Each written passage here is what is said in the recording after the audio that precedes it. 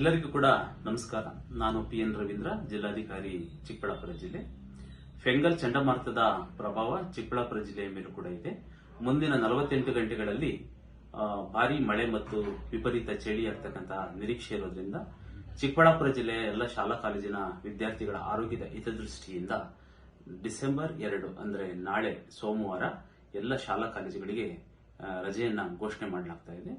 ನಾಳೆ ಏನು ರಜೆ ಘೋಷಣೆ ಆಗ್ತಾ ಇದೆ, ಈ ದಿನವನ್ನು ಮತ್ತೊಂದು ದಿನ ತರಗತಿಗಳನ್ನು ನಡೆಸುವುದರ ಮೂಲಕ ವಿದ್ಯಾರ್ಥಿಗಳ ಒಂದು ಪಾಠ ಪ್ರವಚನಗಳಿಗೆ ತೊಂದರೆ ಆಗದಂಗೆ ಸರಿದೂಗಿಸಲಿಕ್ಕೆ ನಾವು ಉಪನಿರ್ದೇಶಕರು PUDD ಮತ್ತು ಶಾಲಾ ಶಿಕ್ಷಣ ಇಲಾಖೆ DD ಅವರಿಗೆ ಸೂಚನೆಯನ್ನ ನೀಡಿರ್ತೀನಿ.